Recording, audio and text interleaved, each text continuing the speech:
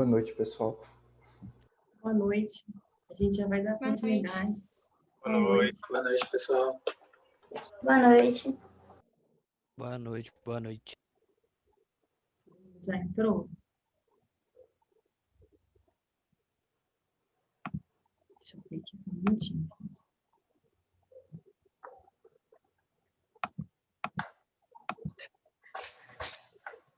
Eu vou dar início, então. Boa noite a todos aqui presentes.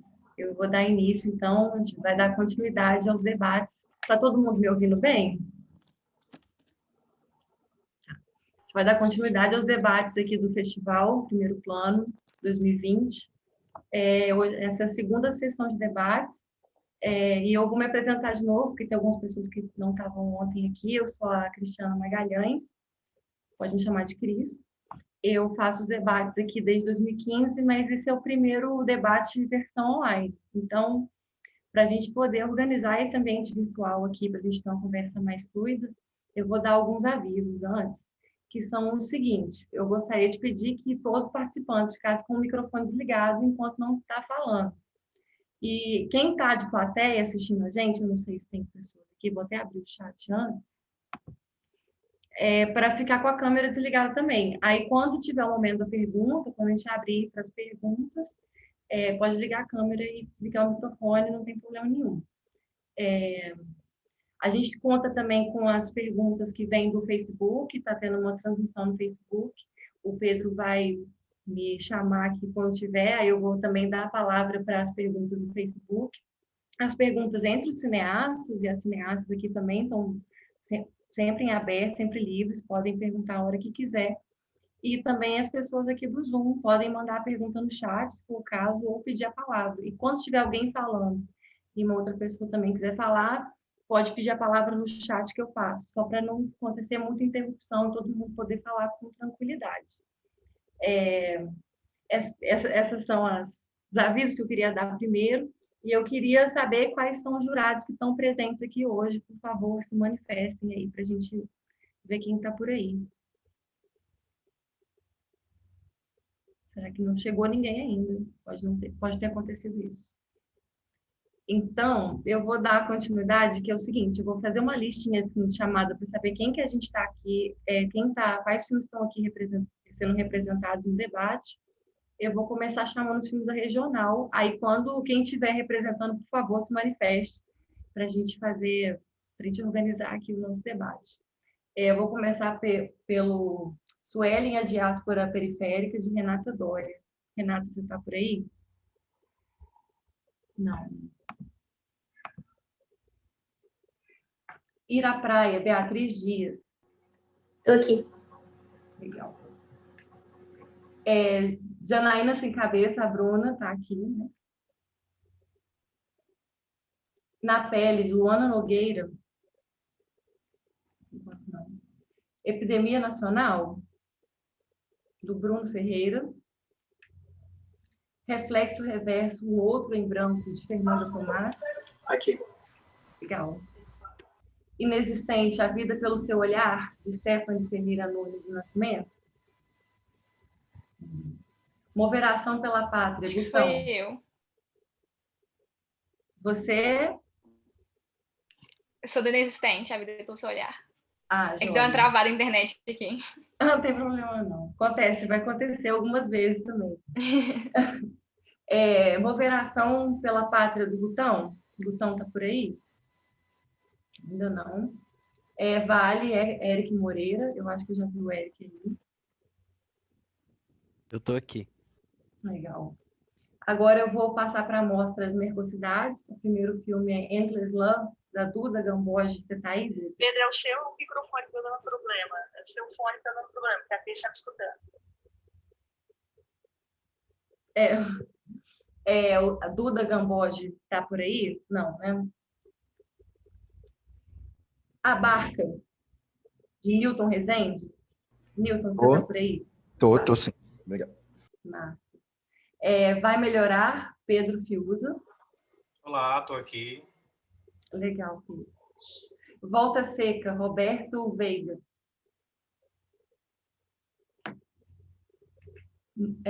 Mama Para, de Alberto Flores Vilca, desculpa. Inabitáveis, de Anderson Bardot.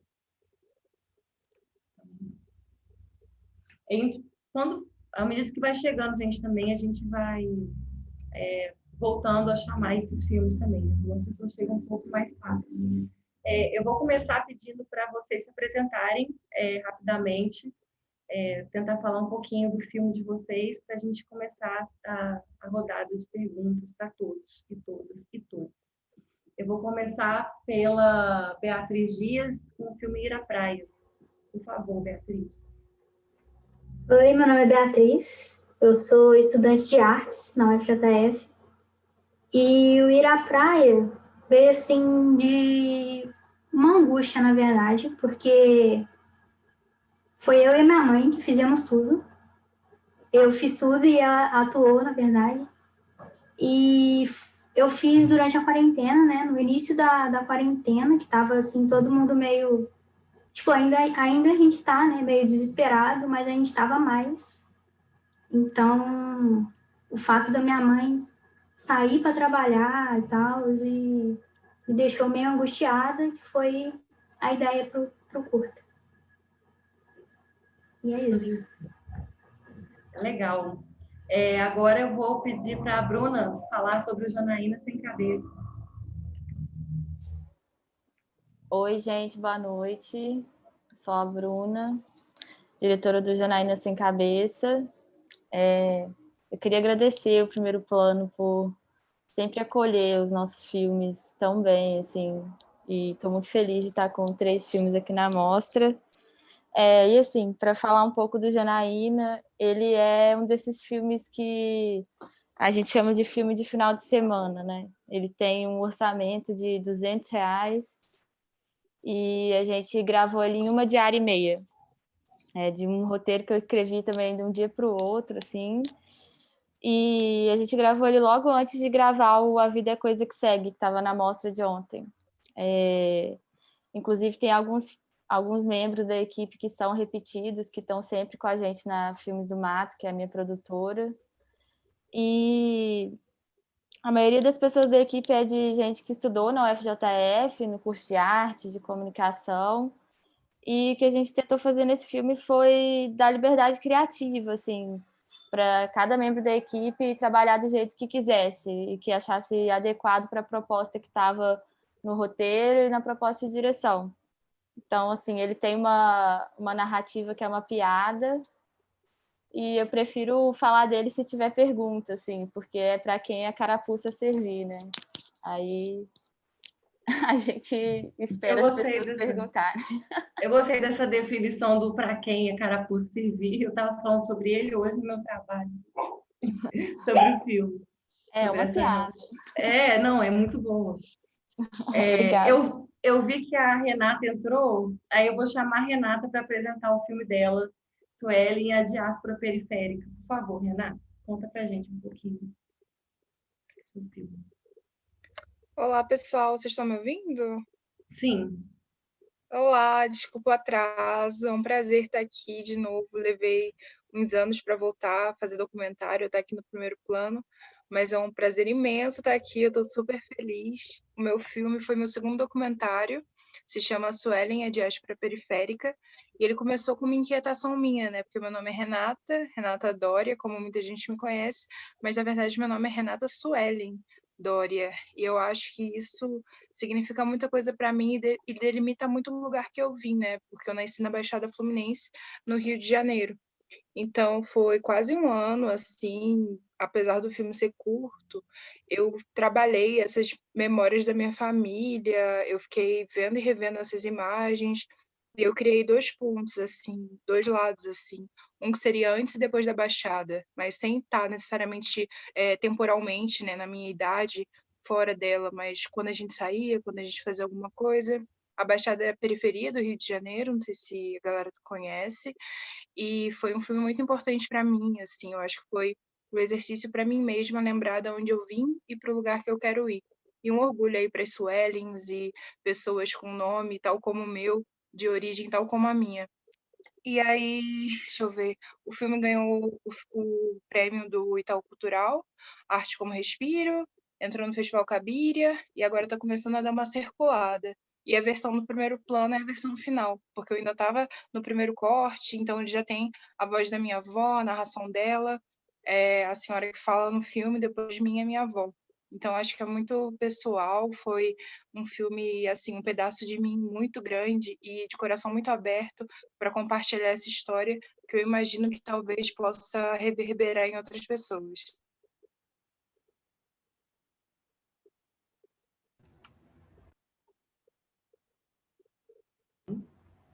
Desculpa, gente, fui eu aqui. Esse filme tem que rodar pra caramba mesmo, Renata. Ficou muito bonito. A gente vai falar mais dele também. Agora eu vou dar a palavra para Stephanie, de Inexistente, A Vida pelo Seu Olhar. Ei, gente, boa noite. Eu sou a diretora de Inexistente, A Vida pelo Seu Olhar. E Inexistente foi meu primeiro documentário, na verdade, meu primeiro projeto audiovisual. Eu faço rádio, TV e internet na UFJF. E ele foi produzido por uma matéria chamada Direção Geral de Documentário. E na época, né, eu tinha que escolher um tema. E eu estava em 2019, eu estava no final de período. E eu estava entrando, assim, numa crise existencial. Acho que todo mundo aqui já entrou. E estava começando a pensar, assim, mais sobre a vida. Então, ele passa, assim, por algumas questões de reflexão. Então, eu falo um pouquinho sobre vida, sobre o que a gente está fazendo aqui, sobre o propósito, sobre como a morte afeta cada um de nós. Então, ele é um projeto muito especial. Eu estou muito feliz de estar participando do primeiro plano, no meu primeiro documentário. E agradeço muito a oportunidade de estar aqui conversando com vocês. Valeu, Stephanie. Eu vou dar a palavra agora para Eric, do Vale. Meu nome é Eric, eu tenho 26 anos. O Vale foi meu primeiro documentário também. Ele foi feito, de certa forma, às pressas, porque eu estava trabalhando em Itaperuna, fazendo uns vídeos numa formatura. Quando aconteceu, aí estava eu e mais 2 amigos, que é o Ariel, que assumiu a direção de fotografia e me ajudou no som, e o Pedro Biaso, que assumiu a produção e ele que correu atrás do crowdfunding e do dinheiro para a gente conseguir ir. O Vale, para a gente, foi assim, uma prova mesmo, tipo uma prova de fogo, assim.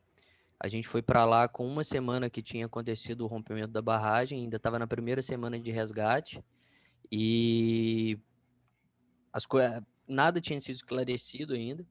Então, o nosso propósito, assim que a gente chegou lá, foi acompanhar o pessoal do MAB, né, do Movimento dos Atingidos por Barragem. Fizemos bastante contato com eles lá e eles ajudaram bastante a gente a alcançar as comunidades que tinham sido mais atingidas. Acabou que a gente escolheu por uma delas, que foi o Parque das Cachoeiras. E eu acho que, assim, o documentário ele tem uma relevância por ser quase um estatuto do tempo, entendeu? Do que estava acontecendo, do que aquilo tudo, do que aquilo foi e do que aquilo foi para aquelas pessoas naquele momento. Então, eu acho que o documentário, o Vale, ele é importante nesse sentido, assim, como uma marca mesmo do que foi aquilo, sabe? Do que foi o crime ambiental que a Vale cometeu, qual foi o nível de negligência dela.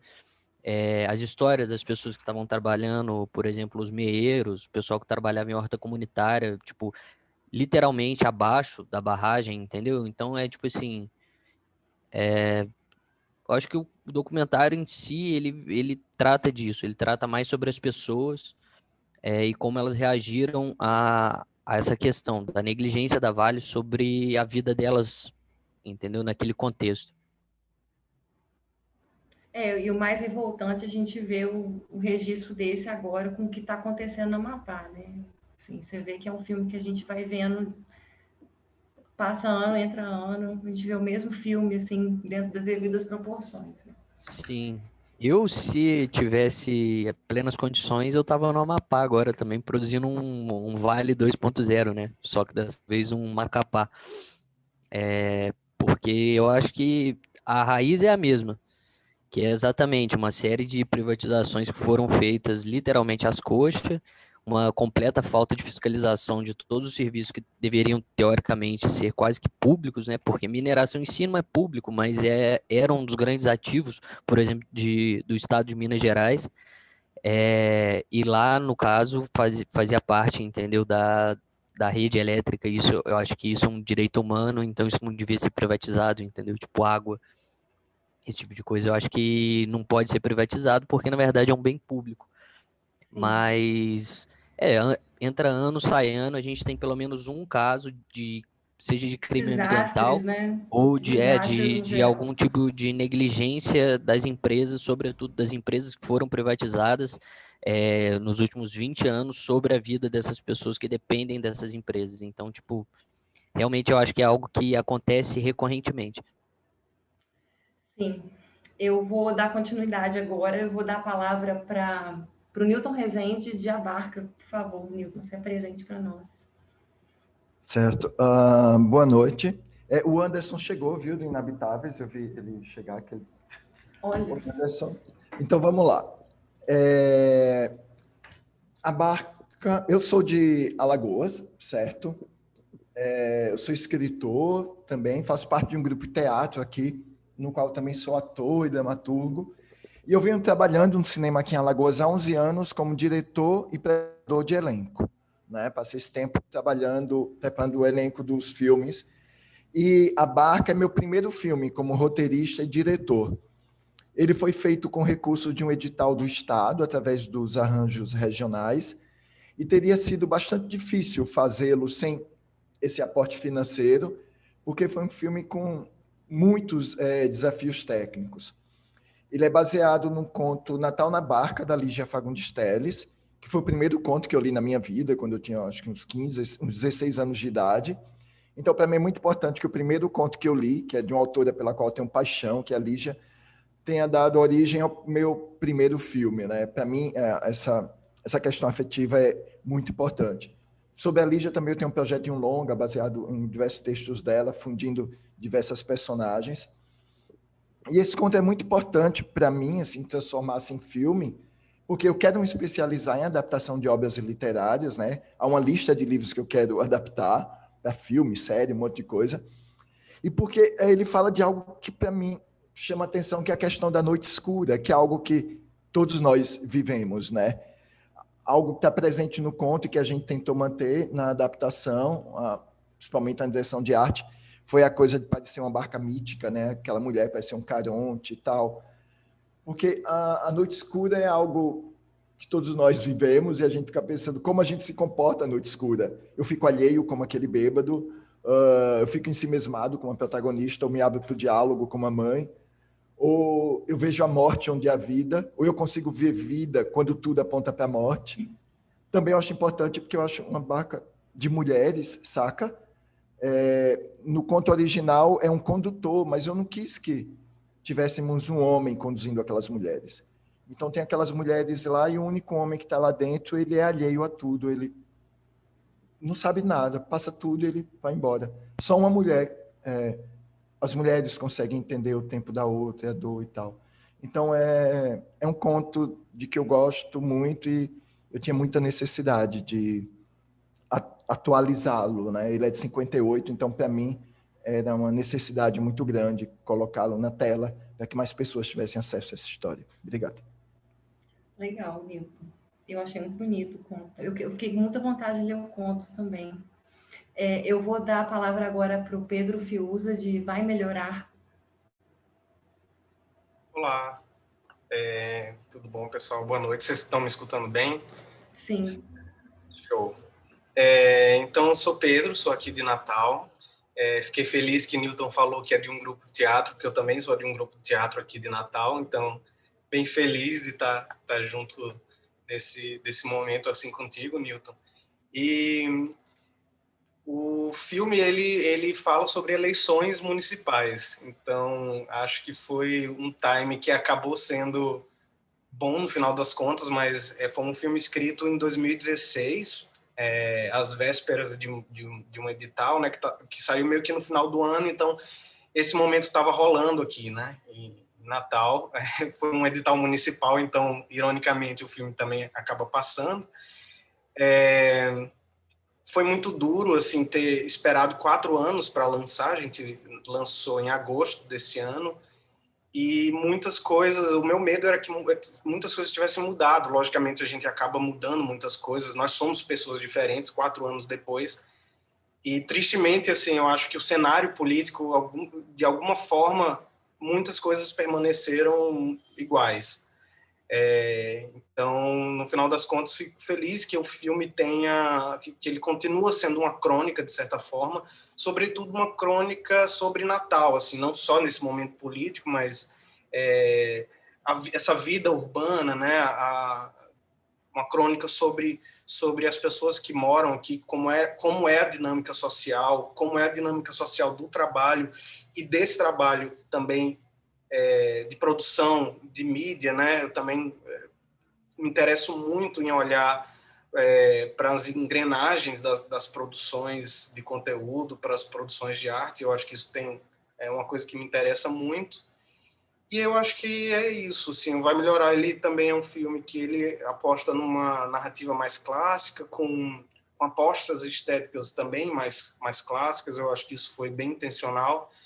E a gente acabou com isso, cumprindo todo esse tempo assim, muito dilatado das coisas, né? Assim, não só por causa disso, assim, por causa dessas escolhas estéticas, mas por causa também da dificuldade de financiamento, da grana sair, de tudo isso, que é um processo, acho que, assim, que acontece no Brasil inteiro. E, no final das contas, eu acho que fala muito sobre isso também, e sobre até uma produção de cinema de Natal que é muito pequena e que a gente acaba tendo que trabalhar com audiovisual em campanha política, porque a gente não tem outras oportunidades, que é uma vez a cada 4 anos também, para fazer um filme. Então, em resumo, acho que é um pouco isso, e bem feliz de estar aqui no primeiro plano com vocês. Legal. Eu queria falar que a Luísa realizou um sonho meu, assim, um sonho meu realizado, né? E aqui em Juiz de Fora é muito diferente essa questão da campanha política e essa ligação com as pessoas do cinema e audiovisual, assim, isso é muito comum mesmo, porque é uma oportunidade de trabalho, né? Isso que é a realidade. Sim, total. E agora eu vou dar a palavra para Inabitáveis, de Anderson Bardot. Acho que ele entrou aí, né? Já dei a presença dele aqui. Por favor. Olá, Cristiano, tudo bem? Tudo bem. Quero agradecer o espaço de estar aqui para falar um pouco sobre Inabitáveis. Desculpa pela correria, assim, o Newton foi lá me resgatar, estava com dificuldade para entrar, e ao mesmo tempo aqui teve um pico de energia também. Eu falei, cara, vai faltar energia no meu bairro. Aí eu fiquei no 4G, e a gente está num processo também de lei Aldir Blanc, entrega de projetos. Imagina como que está, aliás, a cabeça de todo mundo, né, que está produzindo audiovisual, não está sendo fácil. É importante falar sobre o quão importante as leis de incentivo e o Fundo Cultura dos estados, né? A gente está ainda, né, preocupado de como que vai ser isso no final desse ano, quais vão ser as nossas próximas produções para o ano que vem. Mas, enfim, eu vou falar sobre esse filme que foi minha vida, ainda é minha vida durante um bom tempo, né? Desde 2013 eu estou envolvido com Inabitáveis. Inabitáveis surge de um desejo, né, inicial de trazer um espetáculo de dança para a tela do cinema, que tem um nome homônimo. Esse espetáculo de dança, né, ele surge com a companhia Impares de Dança, que basicamente são 2 bailarinos, né, e um coreógrafo, Gil Mendes, Luciano Coelho e Mauro Marques. E ali, quando a gente foi, eu ainda era produtor, trabalhava com a parte da alimentação, assim, dos bailarinos, sabe? Eu que levava o café da manhã, ia no supermercado, comprava fruta. Então, o meu trabalho era cuidar deles. Era nas viagens, ir 2, 3 dias antes para o hotel, me hospedar, ver como que vai ser a divulgação, pegar os cartazes, pegar nas ruas, falar que o filme vai acontecer, sabe? A aí você imagina como que foi a minha experiência também, tipo, de pregar um cartaz de 2 homens pelados, né, negros, se abraçando, dentro de um bar, sabe, pingapuz desses, assim, que só tem esses machos, sabe? E eu ia, assim, com meu shortinho, colocava meu shortinho, ia pregar, ia fazer a divulgação do espetáculo. E aí a gente estreou também no Teatro Carlos Gomes, que foi o primeiro espetáculo que traz desse tema, né? Homossexualidade, negritude, em cima dos palcos do Espírito Santo pela primeira vez. Isso me bateu tão forte, porque se a gente for olhar para os anos 60, os anos 70, os anos 80, a gente não tem um registro disso. Então, isso me provocou para ir também dar um passo ainda mais atrás, ir nos arquivos públicos, procurar um pouco sobre a história da cidade de Vitória, né? Um pouco sobre qual é a história desses corpos negros que foram escravizados, né? Inclusive, a mão de obra da construção dessa cidade, né? E pensar também quais são os desafios que, na nossa contemporaneidade, nós ainda temos em relação tanto à raça quanto a gênero e orientação sexual. E aí, ao mesmo tempo, eu fiquei pensando na construção de uma narrativa que não fosse nem panfletária e ela também não fosse estereotipada. Então, qual é o meio termo de se chegar, né? Quais são as nuances, né? Qual é o nível de sensibilidade de se narrar isso tudo? E aí eu fui chegando numa narrativa que também fosse coral, não tivesse um protagonista ou uma protagonista, né? Fosse um filme cercado de protagonistas, né? De vários personagens que de alguma maneira se entrelaçam, né? Que se costuram. Mas aí a gente vai conversando um pouco mais ao longo do debate, né? E depois eu vou falando um pouquinho mais. Mas ficou muito bonito, eu amei também. Essa mostra de hoje está um estouro. Então, eu quero abrir para perguntas, eu quero saber se algum de vocês já querem direcionar algum comentário entre vocês, dos filmes que estão sendo exibidos. Ainda não recebi nada lá da transmissão do Facebook. Se alguém quiser começar. Ô, Cristiana, eu posso dar só uma Olha, introdução? Agora que eu vi que você está aí, Bruno, você é do Epidemia Nacional, né? Tranquilo, é curtinho. Ah, joia. Não, pode falar, desculpa. Se tiver mais alguém aí que ficou perdido, pode falar. Tranquilo. Então, o Epidemia Nacional surgiu de uma vontade, assim, de colocar alguma coisa para fora na quarentena, assim, vontade de querer produzir, porque logo antes da pandemia estourar, eu já estava, tipo, num processo de escrever e colocar para frente um outro projeto, assim. Aí a pandemia estourou e a gente teve que encerrar tudo logo naquela quininha ali, prestes a começar a gravar um projeto. Aí estourou a pandemia e eu fiquei, tipo, na vontade de querer colocar alguma coisa para fora, que foi crescendo, e a ideia do Epidemia já tinha surgido antes, assim, um tempinho atrás, e eu estava vendo alguma forma de colocar alguma coisa para fora que fosse viável mesmo, assim, que fosse executável nas condições que a gente estava, assim, uns meses atrás. E está ainda até hoje. Aí a ideia de um plano veio na cabeça, que foi um plano contínuo, porque as duas pessoas que fizeram parte do curta é o meu irmão e a minha prima. E a ideia que uniu, assim, que permitiu que desse para ser executado foi a ideia de gravar na minha rua mesmo e na esquina, né, onde os dois se encontram ali, tem um confrontinho entre eles ali. Mas foi isso, foi basicamente uma vontade de colocar e produzir alguma coisa, colocar alguma coisa para fora, e estudando e consumindo muito, e essa vontade só foi crescendo, assim. Inclusive, o seu pôster atrás, do filme do John Cassavetes, foi um diretor que eu estava vendo muito, assim. Eu vi revi, estudei praticamente toda a filmografia dele e estava completamente imerso. Então, a minha vontade era entrar numa casa com uma câmera e 2 atores, assim, tipo, e ver o que saía. Mas foi isso, basicamente. Aí surgiu o Epidemia. Legal. Esse cartaz foi um presente do meu orientador, Potiguara Mendes. Ah, sensacional. E então, legal. Eu vou chamar agora o Gustavo. Agora que desculpa, Gustavo, eu não estava te vendo aqui na fotinha.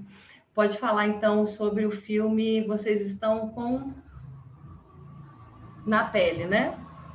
Não, é o Reflexo Reverso, o outro em branco. Reflexo Reverso. Gente, vocês desculpem, eu acabei não fazendo a segunda chamada de quem entrou um pouquinho depois, mas aí vocês vão se manifestando. Mas fala aí, Gustavo, por favor, me desculpa. Tranquilo, que nada. Vocês estão bem, pessoal? Como é que vocês estão?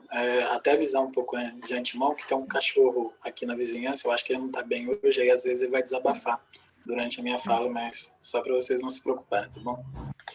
Bom, falando rapidinho do Reflexo Reverso, ele foi um filme que ele surge da necessidade de um grupo multidisciplinar e multifacetado, que é o Lab Áfricas, né?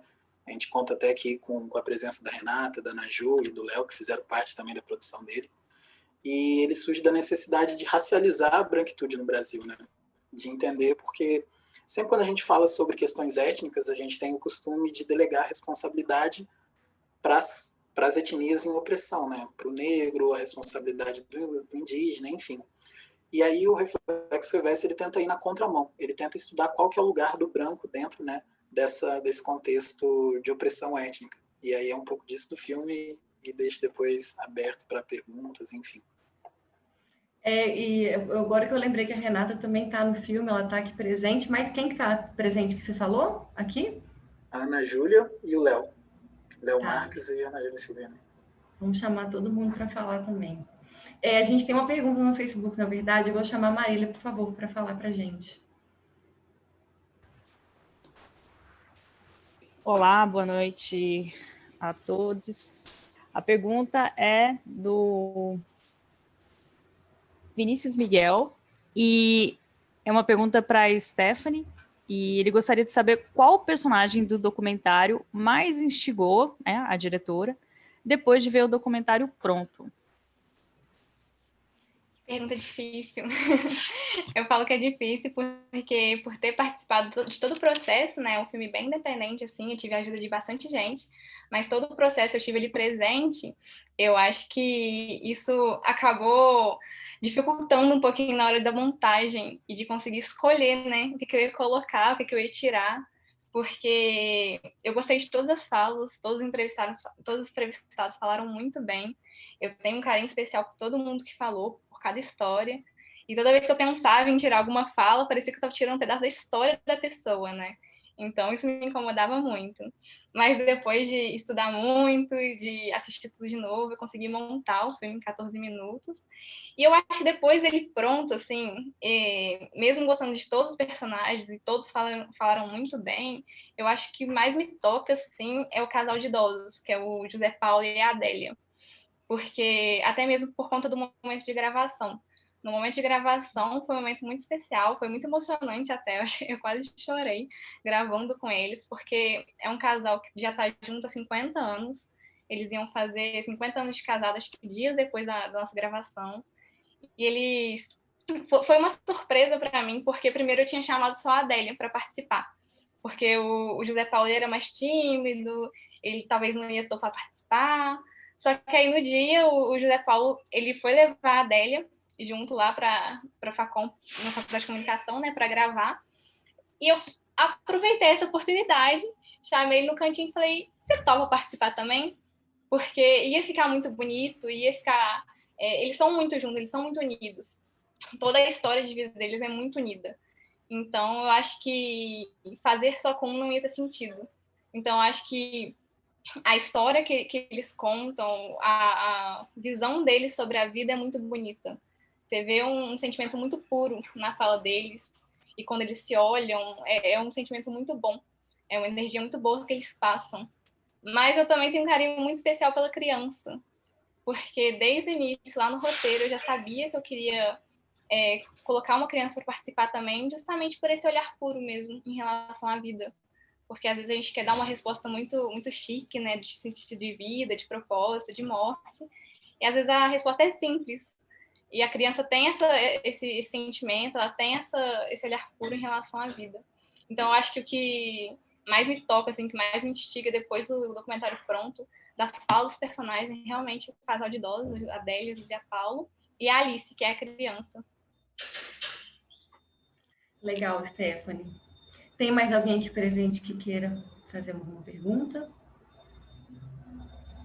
Então, eu vou fazer. E eu queria falar com a Renata, do Suelen. Eu achei ele muito, muito interessante. E eu queria que você me falasse como foi o processo de escrever esse roteiro tão íntimo, como foi passar isso para... Você é uma artista bem completa, assim, né? E aí, como é que foi fazer se expressar através desse filme sobre uma coisa tão íntima, como foi para você essa construção? Ai, obrigada pela pergunta.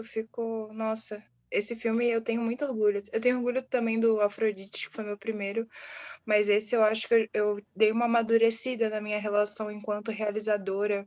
Bem, o Suelen, ele fala dessa diáspora, né?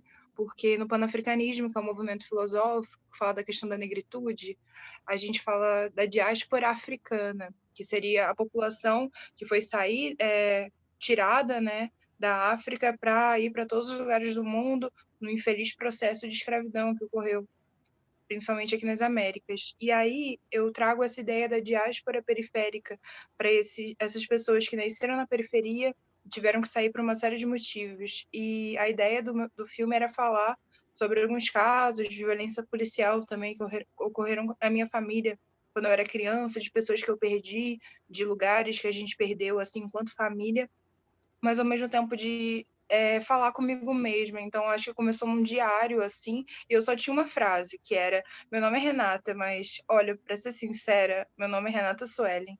Eu acho que a partir dessa frase foi reverberando uma série de coisas, sabe? De tipo, eu sou do Rio, mas assim, na verdade eu sou da Baixada. E coisas que talvez no meu processo de formação enquanto pessoa, enquanto artista, eu tivesse muita dificuldade de associar, eu fui me dando muito orgulho, sabe? Porque eu lembro que tinha uma coisa assim muito de nome de artista, né? Nossa, Dorian é um nome de artista, mas por que eu ocultei por tantos anos aquele nome? Por que eu ocultei por tantos anos o Suelen? E aí foi saindo, assim, uma série de coisas. E tem várias metáforas, né? Quando eu falo de bala encontrada, quando eu falo da ponte para cá, eu tenho uma série de dimensões ali que estão intrínsecos no filme. E foi um filme que minha família adorou ver, assim, isso me deu muito orgulho, assim, muita felicidade. Apesar de estar falando de uma coisa que, para mim, foi um processo muito doloroso, que a gente fica meio desencontrado, né, quando a gente sai daquele lugar que a gente nasceu, que a gente cresceu, mas quando a gente assume o lugar pra gente, a gente se reencontra de alguma forma. E ter entrevistado a minha avó foi uma honra para mim também.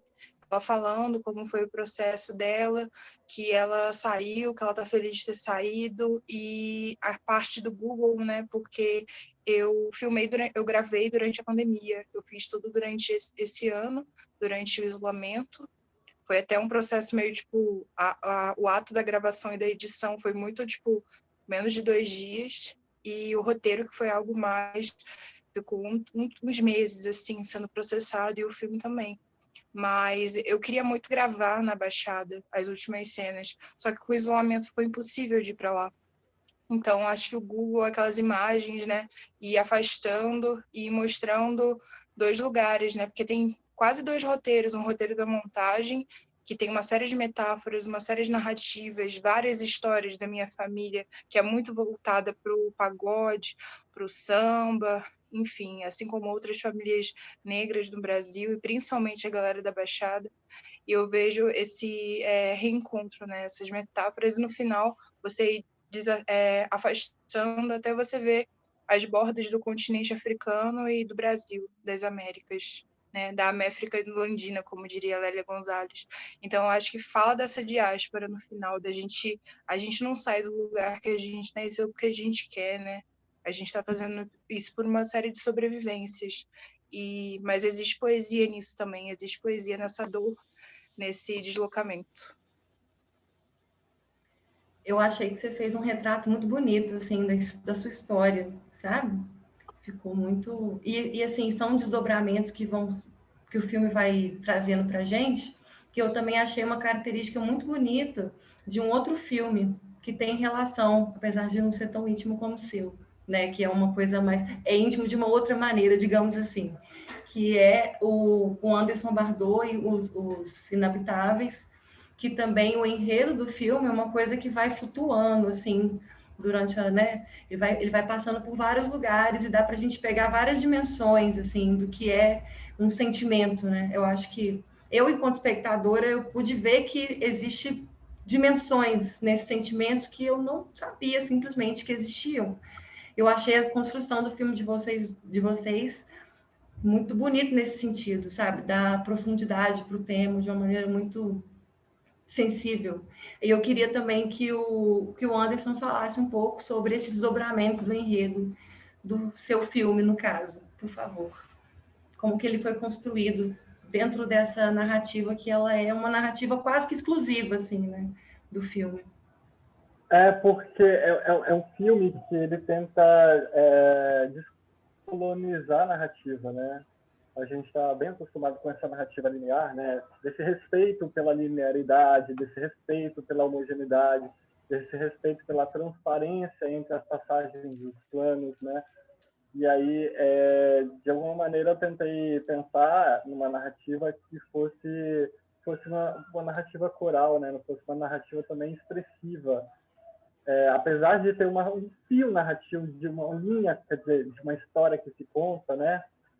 O filme está mais interessado... Porque, assim, né, quando a gente vai fazer um filme, a gente pode fazer um filme crônica, a gente pode fazer um filme romance, a gente pode fazer um filme poesia, a gente pode fazer um filme conto, sabe? Eu acho que essas coisas se relacionam um pouco, inclusive, com a escrita, com a literatura, né? E aí eu fiquei pensando de como que esse texto, né, visual e sonoro, ele poderia se dar, né? De como que como se fosse um ponto cruz, assim, sabe? Eu acho que talvez por isso que existe até uma certa,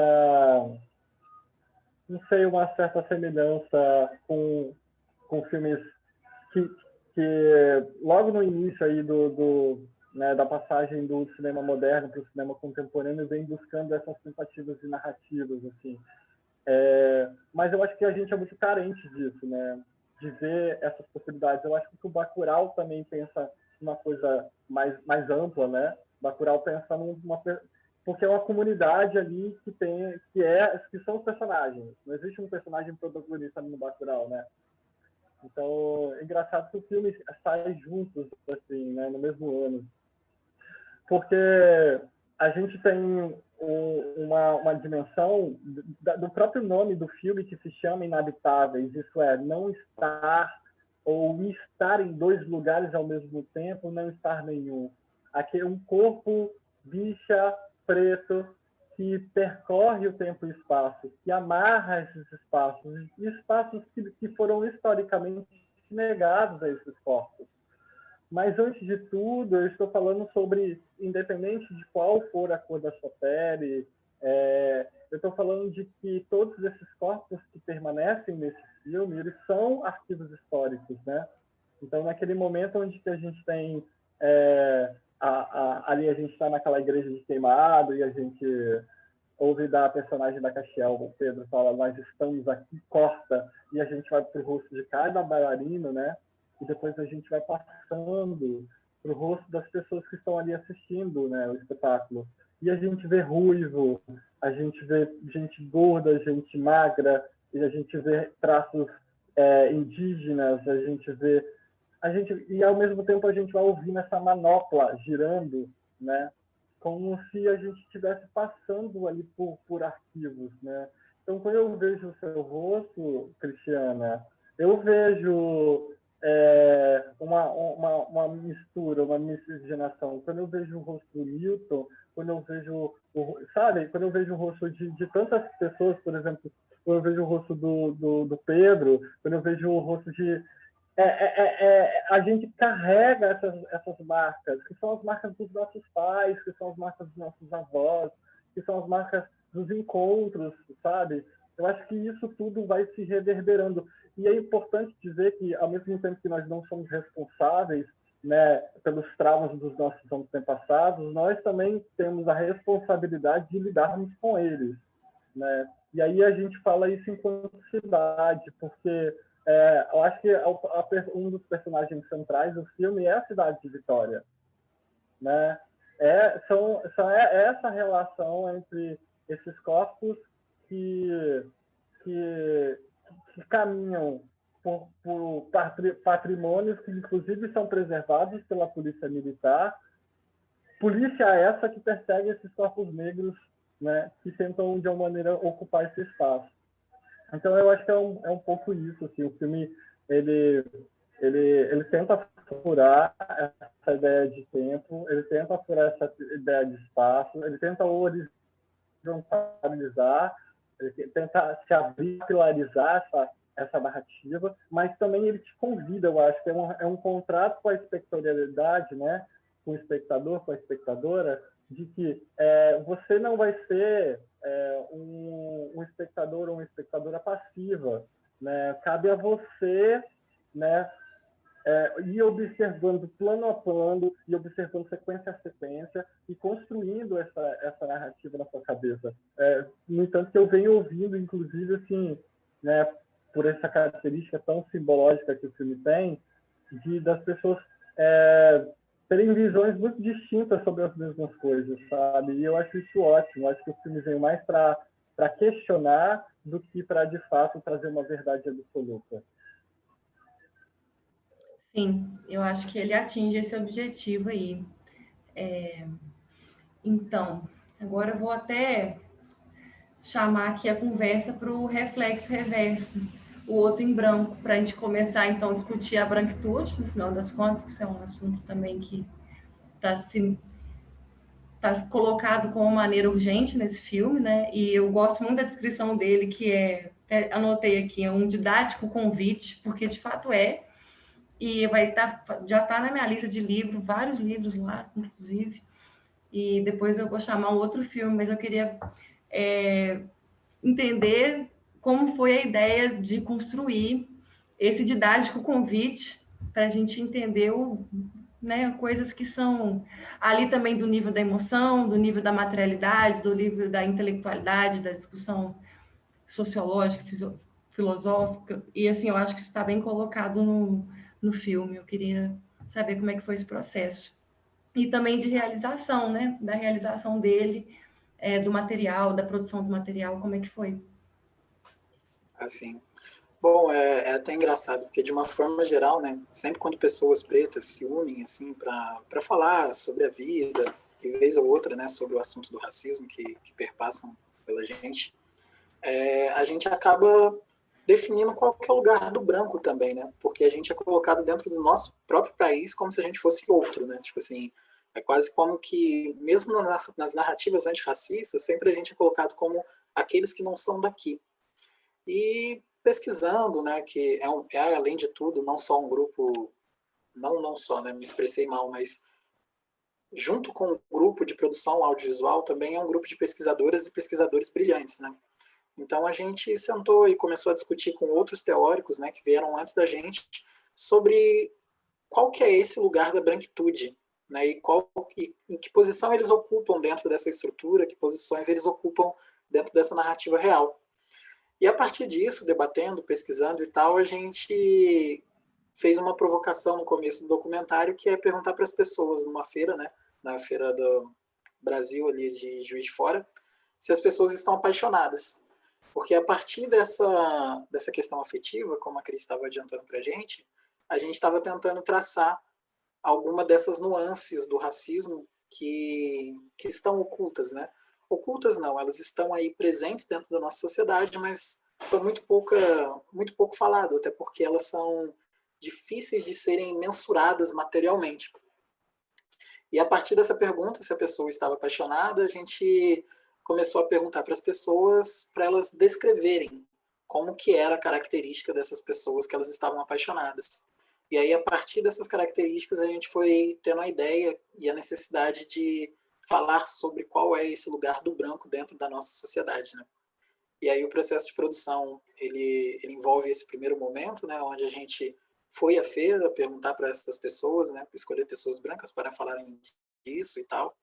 E num segundo momento, aliás, antes desse momento, a gente teve um processo de pesquisa muito refinado para entender de forma teórica como que essas coisas aconteciam dentro da nossa sociedade.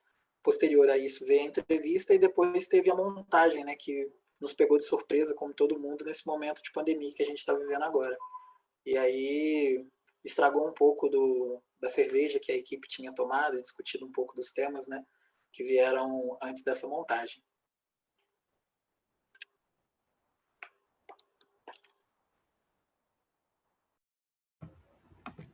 Gente, desculpa, minha internet caiu aqui, mas vocês ouviram tudo, né? Desculpa, gente, eu não esperava por isso. Estou até um pouco nervosa aqui. Mas eu ouvi uns pedaços que você falou e eu queria, inclusive, chamar agora para a gente conversar também sobre essa questão dessa percepção que o filme da Bruna acaba sendo essa carapuça.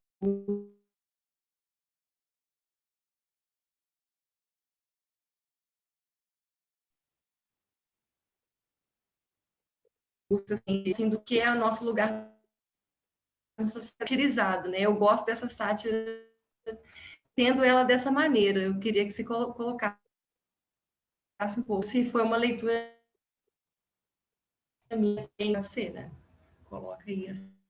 Cris, eu acho que o seu aqui para mim cortou, não sei se cortou para vocês. Cortou, Sim, gente? sim. Cris, acho que a sua conexão está um pouco instável. Não sei se você entendeu a pergunta, Bruna. Se você chegou a entender. Mais ou menos, não entendi direito. Tá, Cris, acho que agora ela travou aqui. Eu vou aproveitar então. Esse ensejo até foi bom a Cris chamar a Bruna mesmo, porque tem uma pergunta do Facebook do Lucas Alexander, e ele quer saber de onde veio a ideia do roteiro, e aí eu acho que depois a Cris voltando, ela já engrena na questão que ela quer te fazer também. Tá. Então, assim, esse é um filme de ficção e de comédia, e eu acho que, assim, a gente reclama muito que o público brasileiro não quer ver cinema brasileiro ou não se vê no cinema brasileiro, mas eu acho que a gente tem que, né, saber também se comunicar com o público, assim.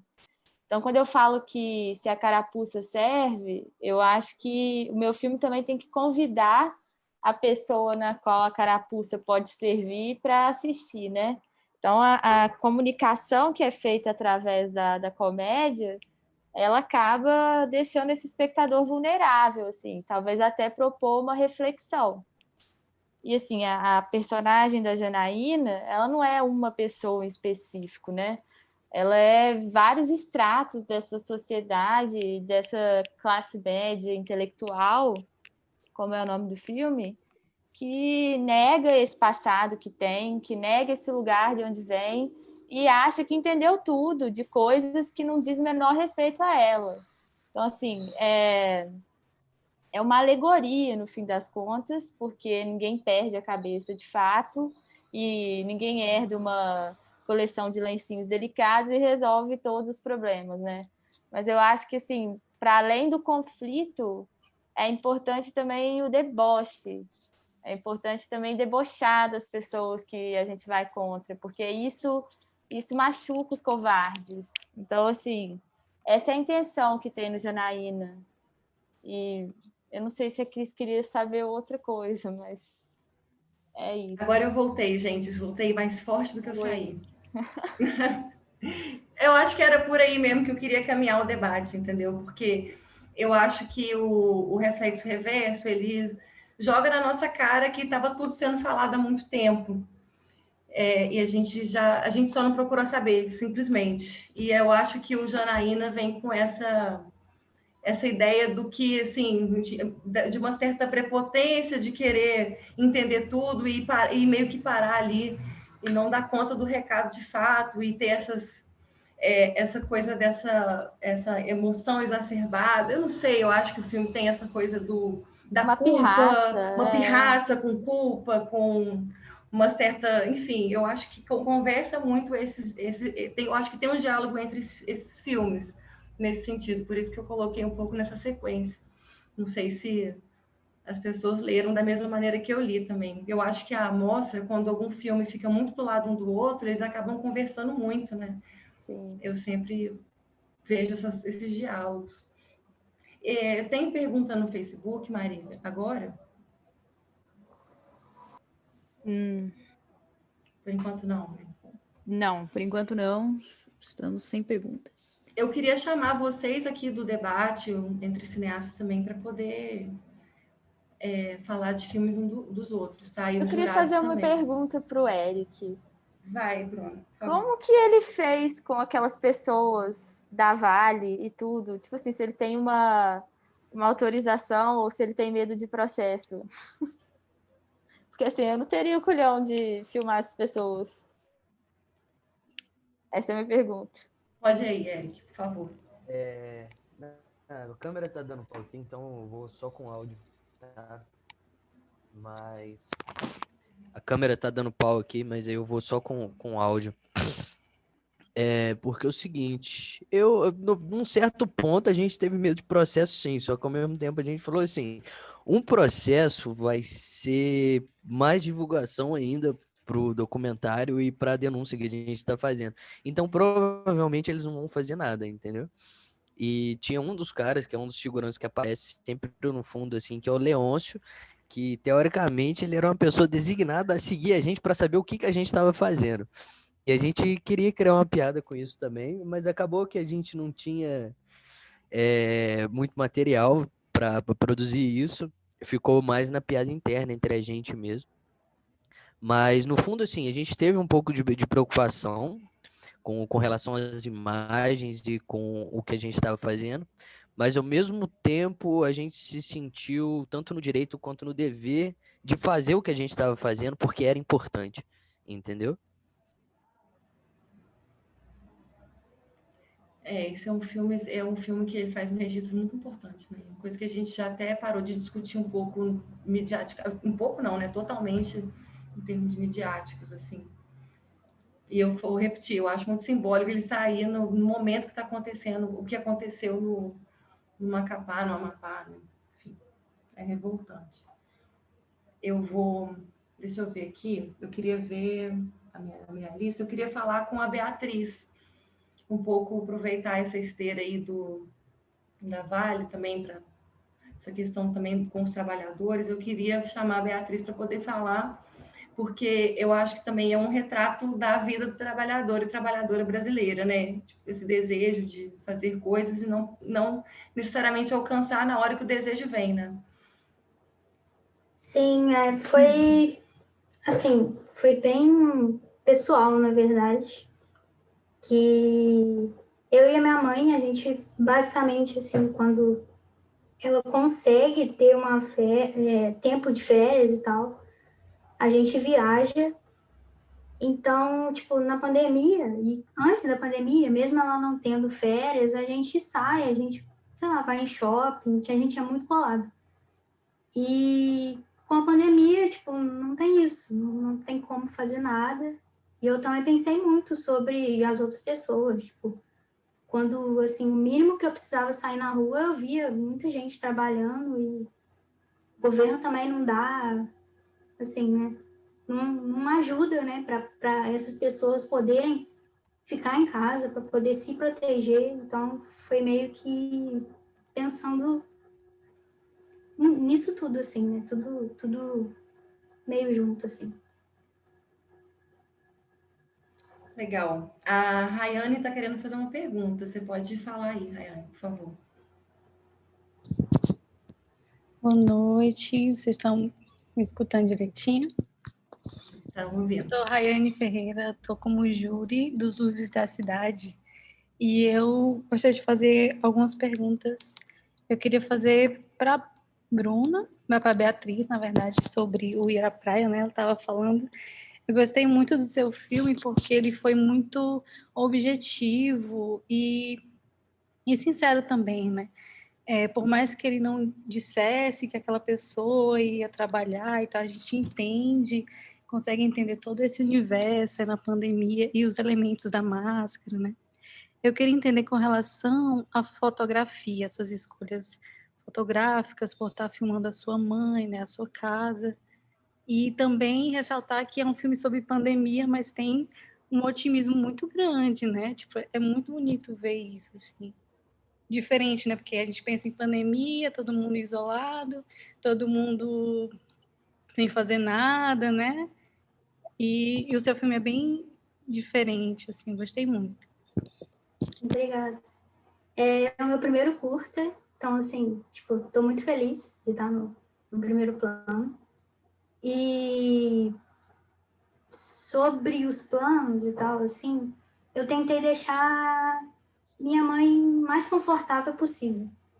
Porque, tipo, ela nunca atuou, ela nunca fez nada disso. Então, assim, eu tentava conversar com ela para ver a forma que ela se sentiria confortável, né? Porque, tipo, até para mim, eu gosto de estar atrás das câmeras. Então, tipo, estar na frente da câmera, assim, é uma coisa meio desconfortável às vezes. Então, os planos foi mais pensado nessa questão, assim, também, de deixar minha mãe confortável e eu também quis, assim, deixar meio... Porque no IAD, a gente tem uma matéria sobre projeto de pesquisa, né? Que a gente tem que pesquisar. E antes da pandemia, eu estava pesquisando sobre filmes híbridos. Então, eu quis também trazer um pouco isso, assim, né? Meio que experimentar, assim, de primeira, né? Que é a primeira coisa que eu faço. Então, eu meio que quis tentar pegar um pouco das duas linguagens. Também pela minha mãe tá interpretando ela mesma, tal. Aí eu quis meio que juntar essas duas coisas, assim. Mas, no geral, é isso. Eu tenho mais duas perguntas para dois filmes diferentes. Para o Vale, eu queria entender como foi o processo de pós-produção, né? Se você foi lá e gravou, tipo, Cinema Verdade, e aí juntou esse material e fez. Como foi a construção dessa forma desse seu filme, né? Desse documentário?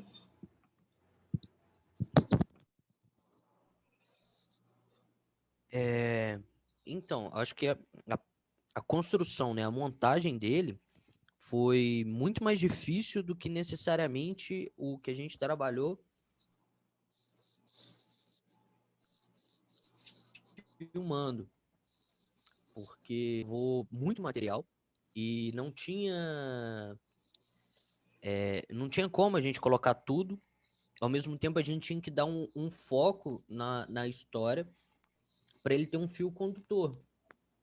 Então, assim, foi a parte mais difícil, que acabou ficando eu e o Ariel. A gente trabalhou de fevereiro até dezembro, mais ou menos, novembro, dezembro, na própria ilha de edição do cinema, da Faculdade de Cinema, né, da UF. E depois a gente ainda continuou um pouco trabalhando até quase fevereiro novo, para a gente chegar mais ou menos no resultado final, assim, que a gente queria, que a gente colocou que era para mandar até pro streaming que a gente tinha passado, que é o Filme. Então a gente tinha que falar assim, não, agora acabou de mexer, a gente tem que chegar na versão final. E sim, eu não sei explicar como o trabalho que a gente teve, porque realmente foi uma coisa assim, de todo dia sentar e às vezes gastar 4, 6 horas vendo todo o material que a gente tinha e ficar, entendeu? Trabalhando, montava, colocava determinado trecho em uma parte e aí revia aquela parte e aí depois mudava. Por fim, a construção inicial que a gente fez, ela já estava toda trocada, assim. Pedaços já tinham mudado completamente de lugar. E a gente também pegou muita coisa, por exemplo, das imagens de câmera da Vale, que no início a gente não tinha essa ideia, mas a gente queria uma forma de de tentar trazer uma forma gráfica, de mostrar, por exemplo, de destruição daquela lama. E foi aquela imagem inicial que a gente encontrou das imagens de segurança da Vale. Então, algumas imagens de helicóptero também a gente pegou. E aí eu consultei com um amigo meu, o Guilherme Fiuza, que dirigiu O Menino no Espelho. E ele me falou, se tá na internet, pega e usa. Se eles quiserem te processar quem fez as imagens, que processe. Mas tá na internet. Qualquer coisa, você só bota lá uma descriçãozinha embaixo, assim, encontrar na internet, entendeu? Mas senti essa necessidade. Pela nossa falta de orçamento, a gente não tinha helicóptero. A gente quase foi preso de cima. A gente foi para lá com a câmera que a gente tinha. Então, assim, a gente rodou com aquele Uno 1.0 nas estradas de mineração, tudo, até onde dava. Aonde não dava mais, assim, também a gente não... A gente até tentou, a gente furou um bloqueio da polícia e deu de cara com o outro. Aí os caras perguntaram, como que vocês passaram pelo anterior? Aí a gente deu uma... escorregava lá, não, a gente vai voltar então, nós vamos embora e é isso. Mas, assim, tentar a gente tentou. Então, como a gente não tinha... A gente foi nesse processo criativo mesmo da montagem entre eu e o Ariel, entendeu? Entendi. É interessante porque todos esses processos, esses empecilhos que aparecem, mexem com a nossa criatividade, né? E acabam influenciando também no resultado do trabalho, né? E não para negativo, assim, eu acredito. E aí eu queria saber só do Newton, como foi a experiência de direção, porque você falou sobre gostar da Lídia, né? Eu já li o conto, adoro ela.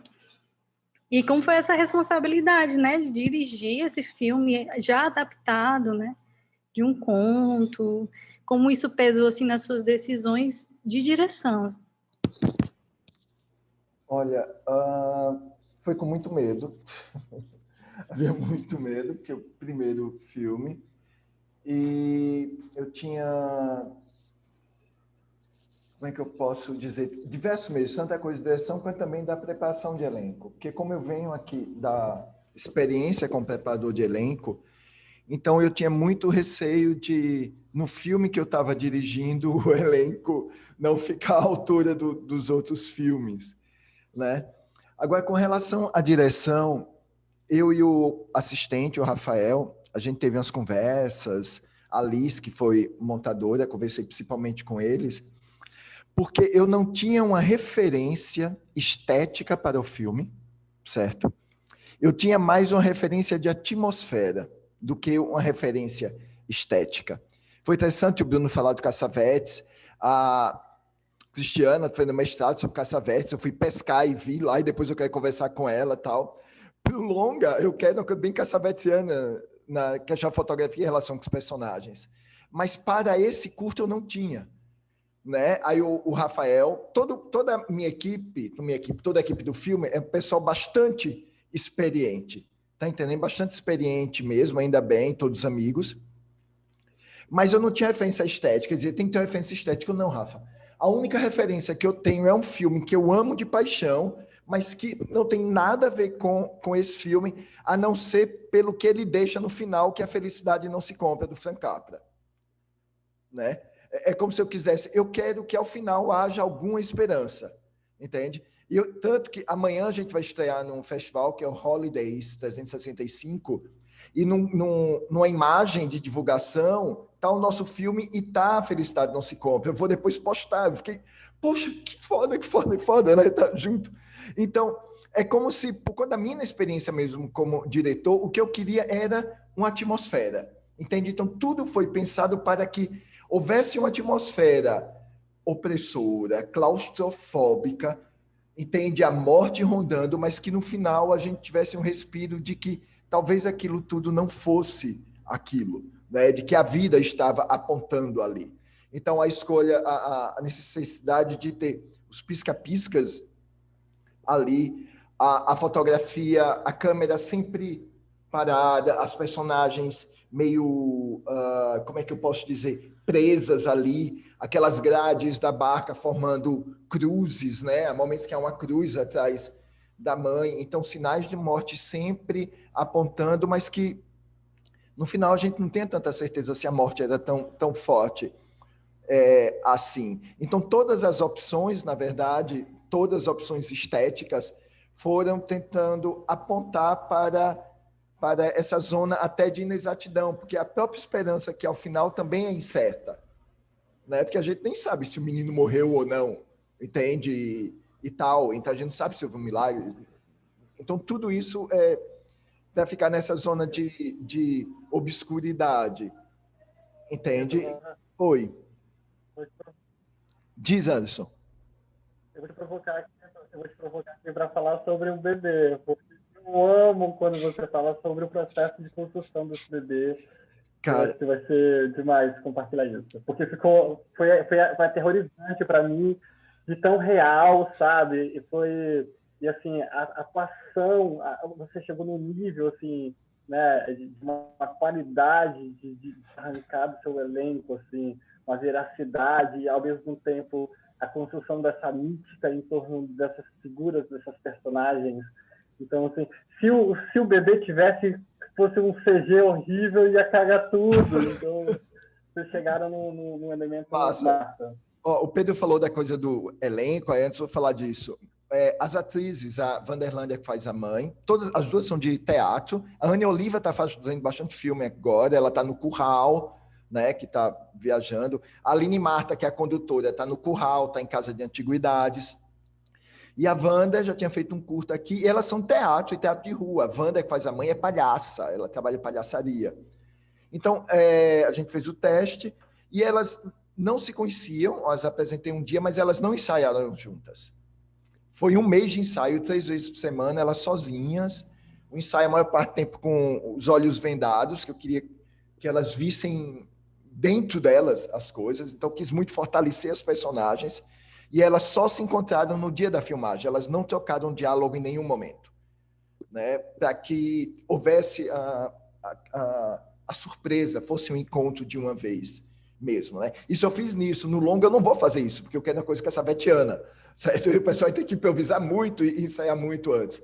E com relação ao bebê, o bebê demorou 6 meses para ficar pronto. A tonalidade da pele do bebê ficou pronta na véspera da estreia.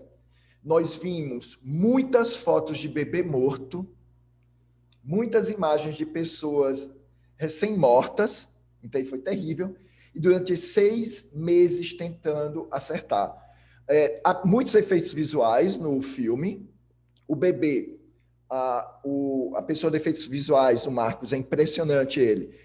Fez fotos de tudo, né? Mapeou tudo, então fez coisas em 3D. Então, bebê, houve uma fotografia do bebê e houve uma construção em 3D sobre a fotografia. Só que para renderizar um frame daquele, uma coisinha dessa, desculpe, foi ela só se encontrar na filmagem. Desculpe, o Pedro, estreia teatro, realmente, no dia da filmagem que as atrizes se contracenaram. Então, para renderizar o bebê cada vez era 24 horas para renderizar, entende? Então, houve momentos em que ele parecia uma coisa fantasmagórica. Teve um momento em que o pessoal, todo mundo disse, está pronto. Eu disse, não, porque quem vê tem que achar que está morto, para poder depois parecer que não morreu, né? Então, e há outras coisas também. Houve um momento em que a atriz estava num canto, mas era para ela estar do outro lado. O Marcos tirou a atriz de um dos lados e botou do outro, entende? A gente vazou deitado no fundo da barca e o Marquinhos tirou, eu e o outro deitado no fundo da barca, quando ela está indo lá passar abaixo da ponte, a gente estava lá deitado, ele removeu a gente, né? Então houve um trabalho de pós assim, bastante grande, mas a lua e todo o restante, porque houve gente que perguntou se foi filmado em estúdio. Disse, não, a gente estava na Lagoa. Houve muita dificuldade. Aí, mais uma questão. Só há 2 falas dubladas. Tudo foi som direto mesmo. É meu maior medo. porque o motor estava ligado o tempo todo, a gente tinha que ir na correnteza para usar um motor menos potente. Então, havia cenas que a gente tinha que esperar a correnteza para não haver problema de continuidade. Pegamos uma espécie de abafa-peido, que a gente chama aqui, que é um pedaço de pano que a gente botou lá atrás para diminuir o som do motor, e filmamos na última semana possível, fevereiro de 2019, última semana de lua cheia. Depois dali ia começar o período chuvoso em Maceió, e só iríamos poder filmar em setembro. Então foi a última semana, porque para mim tinha que ser lua cheia, para poder ter a visibilidade no entorno, e para poder ter o simbólico também. Se não tivesse sido isso, a gente teria visto aquela lua. E eu parabenizo o Léo Bulhões, que fez a captação som direto, e o Lucas Coelho, que fez a mixagem, porque eu fiquei torando adamantium, com receio de que o som não tivesse ficado legal por conta do motor, mas no final deu certo, e a gente só teve 2 frases dubladas. Frase assim, ai, que legal, sabe? Uma coisa assim, e eu fiquei muito contente com o trabalho deles. Foi um filme com muitos desafios técnicos, né? E qualquer som que viesse do continente a gente escutava, então tinha um período de filmagem muito curto, mais ou menos tipo de meia-noite só até às 3 e pouco, ou às 11, entende? Mas me deu muita alegria. É isso. Obrigado. Eu sou geminiano, com ascendente em gêmeos, e com Mercúrio em gêmeos, se me mandar parar, acabou o mundo. Desculpa. Mas estava ótimo. Eu amo seu filme também. Antes do primeiro, eu quero falar que me senti muito honrada de você ter pesquisado meu mestrado. E vamos conversar para mim. Depois aqui, eu fico aqui, a gente troca ideia, pega e-mail, vai para o WhatsApp. Para mim é sempre uma boa conversa. Mas eu vou chamar aqui uma pergunta do Facebook, por favor. A Marília vai trazer para a gente. Sim, é a Natane Castro. Ela gostaria que o Bruno falasse mais sobre a questão política do Epidemia Nacional.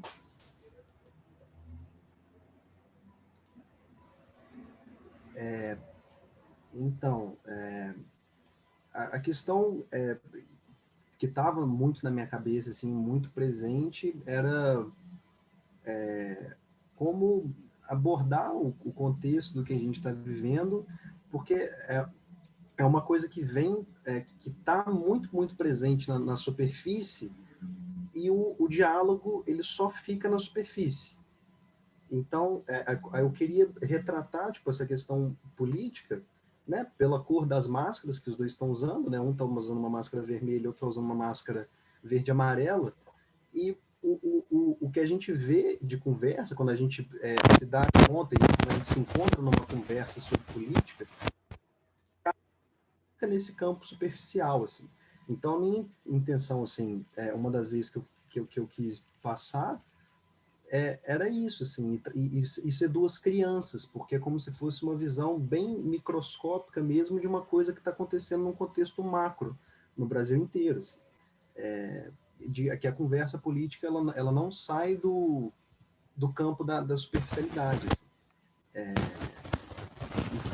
E foi muito gostoso de gravar assim com eles também, né? Com o meu irmão, com minha prima, porque eu dei tentando dirigir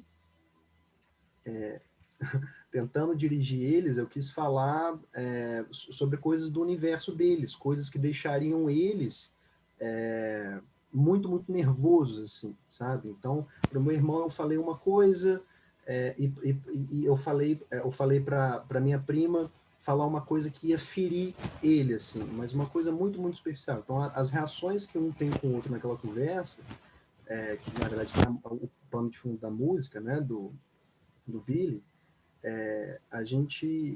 eles conseguiram trazer uma raiva ali de coisas do universo deles, né? Mas para a gente que assiste, a gente, né, relaciona essa raiva no contexto político, assim. Mas é isso, assim, eu quis retratar essa questão política no campo microscópico ali, até isso para os atores também.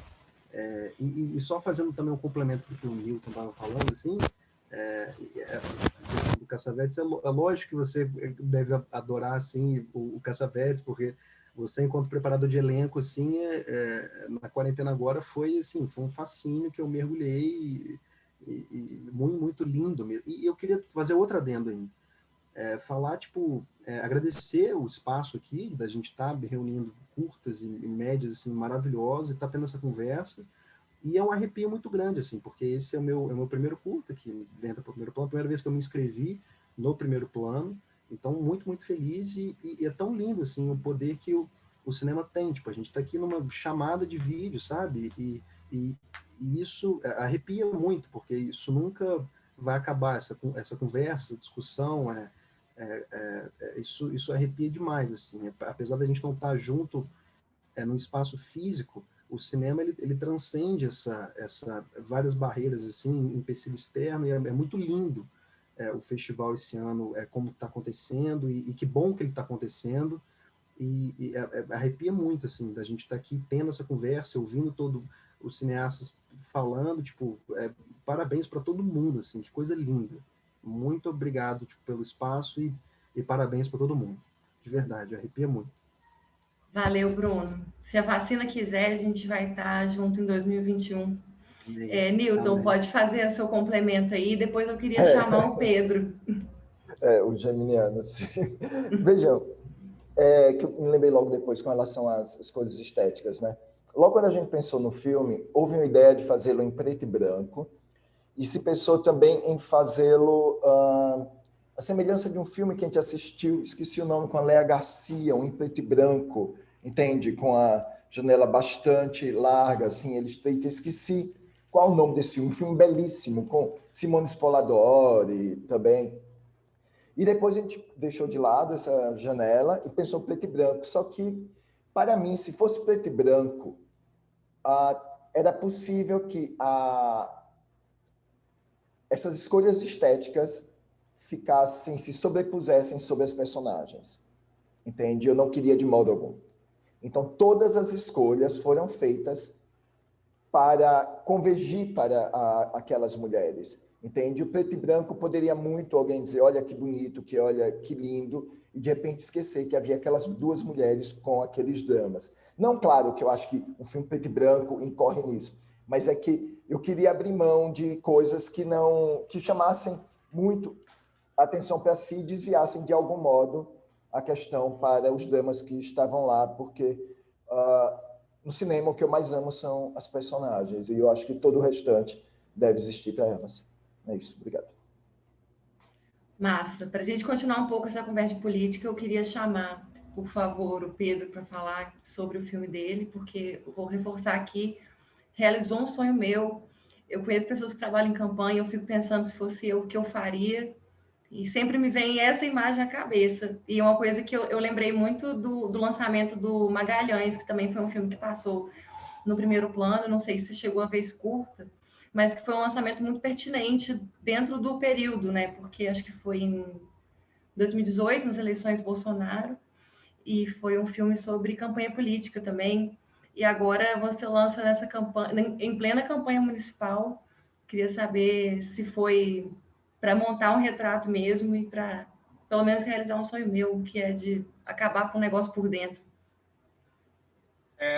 Então, com certeza foi para tentar falar sobre esse dilema que a gente vive, né, enquanto trabalhadores do audiovisual, trabalhadores da arte e da cultura, e que uma hora, principalmente numa cidade como Natal, que é uma cidade média, não é grande, não é pequena, uma hora esses profissionais eles vão ser chamados para fazer algum trabalho na publicidade, né? Eu fiz vários trabalhos na publicidade privada, e também fiz campanha, não fiz tantas, eu acho que, na verdade, não vou fazer depois desse filme também, mas não vão me chamar, mas era uma coisa que, por mais que eu não fizesse, mas eu me alimentei de muitas histórias que colegas me contaram, né, dessa realidade. E uma das coisas principais que me movia era um sentimento. Eu achei que isso era forte, assim, que era falar, ou tentar refletir, na verdade, sobre a hipocrisia, né?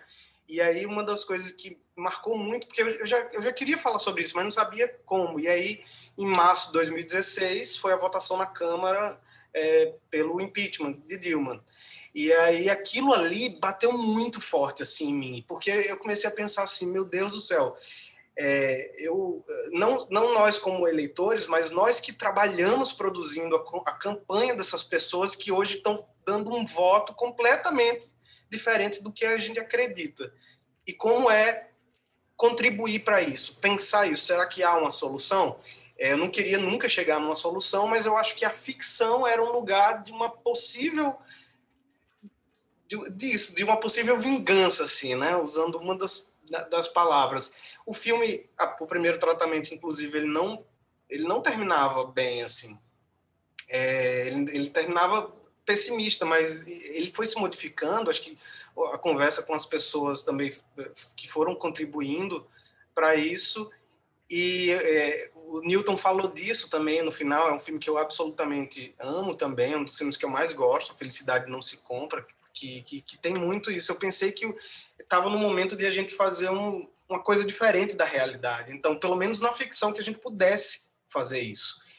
E as pessoas que trabalharam no filme também acabaram contribuindo muito. Michelle Dal Pasquale, que foi a diretora de arte, era impressionante, assim, como ela falava assim, meu Deus, eu já vivi isso. E aí a gente ia se alimentando dessas coisas e dessas vontades que a gente gostaria de fazer, né, na ficção. Acho que era um lugar de aplicar essa possibilidade de transformação que a gente quer, né, que a gente gostaria.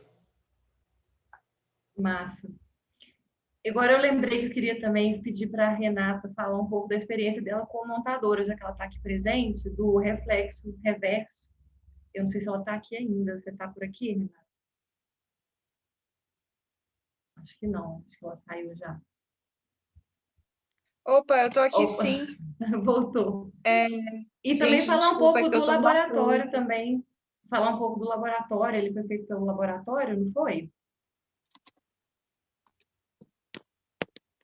Então, eu tô no Lab Áfricas e eu fui a montadora do Reflexo Reverso. E, nossa, eu acho que... Oi, você está me ouvindo? Sim, estamos ouvindo sim. Você perguntou sobre a montagem, né? Só para eu... A sua experiência de montadora. E também você estava montando os dois, você estava fazendo seus dois filmes ao mesmo tempo aí na pandemia, foi isso? Sim, o primeiro foi em abril que a gente lançou, e aí eu comecei a editar antes, assim, e terminei depois. Terminei em maio, mais ou menos.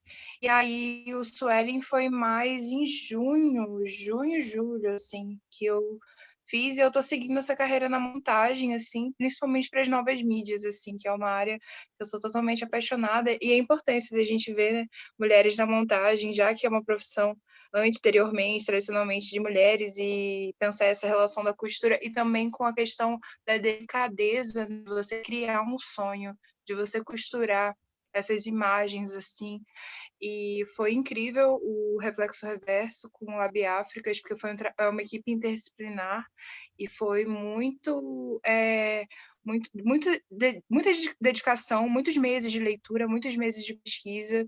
E a gente fez toda pensando nessa identidade, né, desse documentário, o quanto seria algo inédito falar um documentário falando do que é ser branco no Brasil, né, que dá essas instigadas. Eu acho que foi pensando até aquela imagem, aquele tom de rosa que vai lembrar aquela coisa do educativo da, entre aspas, né, cor de pele, e refletir o que seria essa cor de pele. E tem uma referência de vários outros artistas, assim, eu esqueci o nome dela, Diana, enfim, ela tem um projeto que ela coloca as pessoas na cor da Pantone, e aí a gente pegou essa referência também para a montagem também, e desses quadrados que fazem esse roteiro que foi dirigido e escrito pela Fernanda Tomás, que é nossa orientadora, e foi, assim, muito bem direcionado, teve a Carol Gerhain como atriz, e foi eu acho que foi uma junção muito rica e para algo que agora está sendo usado por educadores, está sendo usado em escolas. Eu acho que isso é muito importante da gente pensar, ainda mais num ano como esse, né? Que a gente ficou isolado, mas ainda assim passamos por uma série de tensões, ainda mais, né, pelas questões raciais. E eu acho que o cinema é uma forma da gente refletir sobre isso, principalmente de forma didática, de forma lúdica, né? Mostrar esse outro ponto de vista. Acho que o Gustavo pode falar um pouco também, porque a gente retrouxe assim, várias vezes o processo da montagem, foi bem colaborativo, bem coletivo, assim mesmo. Pode falar, Gustavo, se você quiser falar um pouquinho sobre isso. Então, tipo assim, a gente deu bastante dor de cabeça para a Renata, né? Também a gente... ela mandava uma versão, a gente olhava e apontava algumas pequenas coisas assim que a gente gostaria que tivesse ali também naquela narrativa final. Teve o caso do presidente Nilo Peçanha, né? Porque quando a gente começou a retratar, o roteiro já estava escrito e já estava gravado a fala da Carol, retratando que não havia presidentes negros, né, ao longo da história do Brasil. E aí depois, assim, num outro processo de checagem, para usar um pouco essa linguagem de jornalismo, a gente deparou que existia sim o Nilo Peçanha, né, que foi presidente do Brasil de 1909 a 1910, mas ele era vice. Ele assumiu depois da morte do interino e tal. Aí a gente falou assim, então não vamos mudar, né, naquilo que já está gravado, e a gente coloca uma nota ali avisando que, de fato, não elegemos um presidente negro no Brasil. A gente teve um vice que assumiu pelo infortúnio de morte. Então, tipo assim, um processo que, embora exaustivo, ele foi muito aconchegante, assim, a nível de narrativa e a nível de ver o resultado final, assim, principalmente sendo usado, né, por educadores e educadoras. Massa, e ficou muito didático mesmo, assim, vocês atingiram esse objetivo com louvor. Gostei muito. Ô, Renato, eu queria te perguntar também se você ainda está com o seu projeto, para você falar um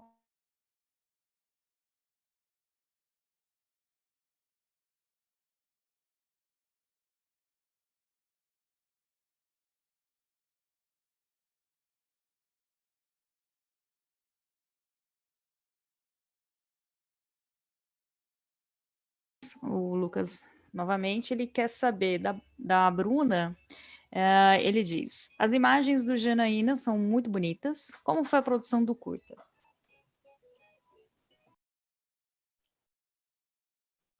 Bom, a direção de arte foi feita pela James e a Isadora escolheu os figurinos e basicamente a gente saiu catando coisas que as pessoas tinham, mas com o objetivo de também ser debochado nesses objetos e nesses figurinos, assim, trazer uma coisa que fosse dinheiro velho, assim, meio decadente.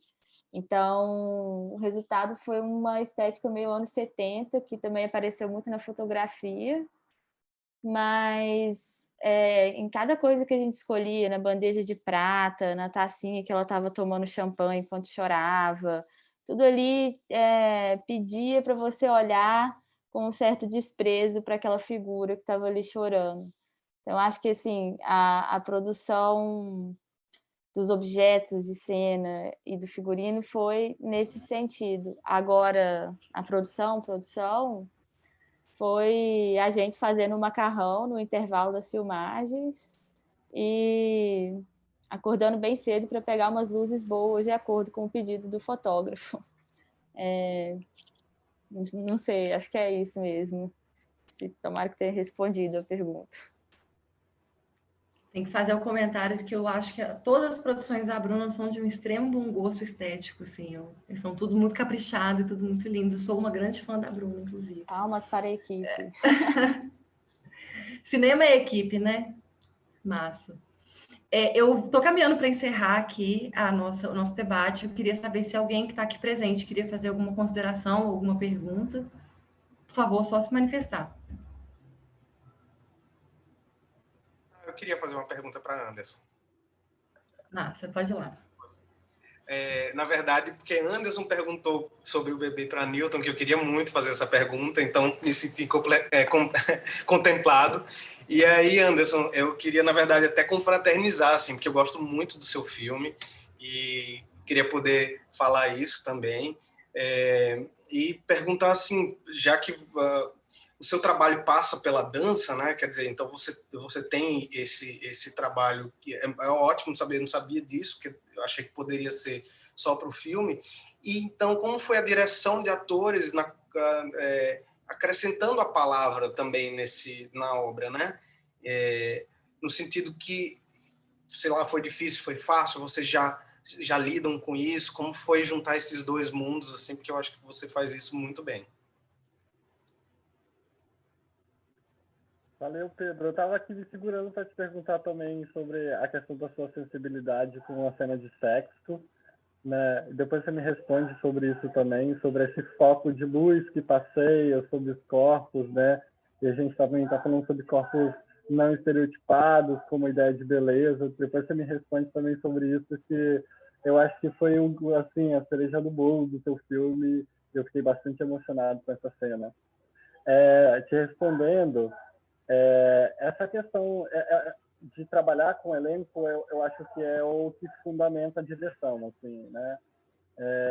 Eu concordo muito com a Beltrão, quando ela fala que, numa dessas entrevistas que eu assisti dela, né, que ela estava trabalhando no Antigo, né, tudo mais, falando sobre cinema, ela disse que ela não gosta muito de que o diretor entregue todo o elenco principal para um preparador de elenco específico, porque ela se sente muito órfã. Então, eu não queria que o meu elenco também se sentisse órfão. Também venho, né, do teatro, venho da dança também, e tenho eu levo como um desafio trazer essas perspectivas. Só um minutinho, que alguém está fazendo... Gente, faz silêncio aí, por favor. Estou em casa. Estou no meio da entrevista, a irmã fala, a mãe fala, aí vai assim. Mas eu acho que o trabalho principal, né, da construção da mise-en-scène vem, antes de tudo, da preparação de elenco. Então, eu separei... Eu vou ter que ir lá decidir. Espera só um segundo. Gente, por favor, faz silêncio. Deixa eu fazer aqui a vez, porque parece que é só no online que acontece isso, mas no debate presencial acontecia coisas da mesma natureza, viu, gente? Acontece mesmo. Então, aí, deixa eu fechar a porta, peraí, rapidinho. Mãe, por favor, vai silêncio, estou no meio da reunião aqui. Irmã. Então, vamos lá.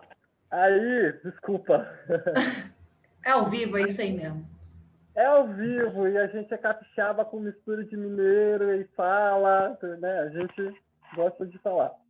E aí, essa questão do elenco, eu tentei trabalhar, por exemplo, a diferenciação entre a Castiel e o Conká, né? O Conká tem anos de experiência, fez grandes filmes, né? Fez Rio Babilônia.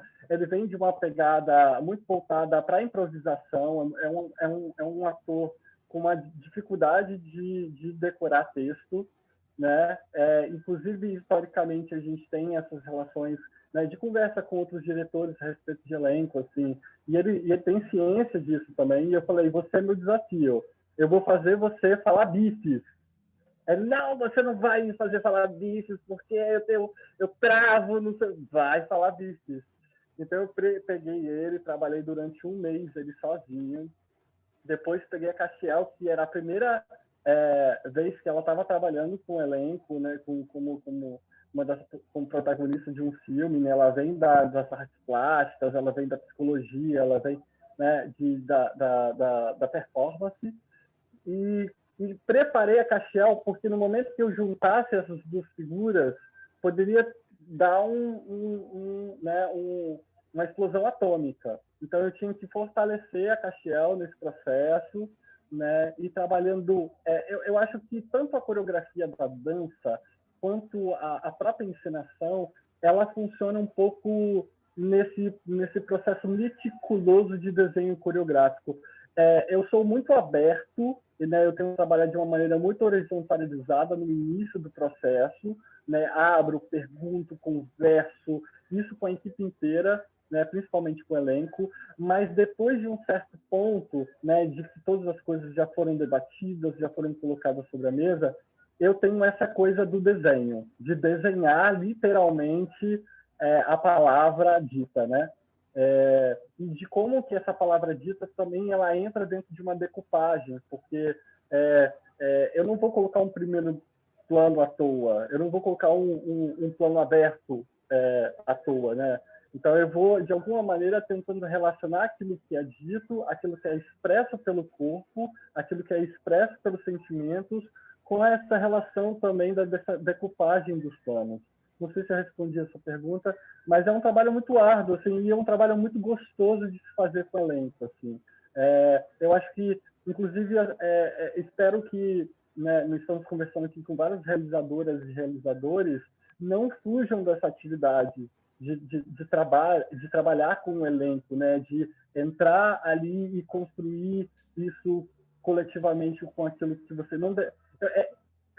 É interessante você delegar isso a funções para outras pessoas, talvez num projeto de longa-metragem, quando você tem um elenco muito grande, você tem que dividir isso por partes, né? Agora, quando você está trabalhando com seus protagonistas, diretores, diretoras, não deixem órfãos seus filhos e filhas, sabe?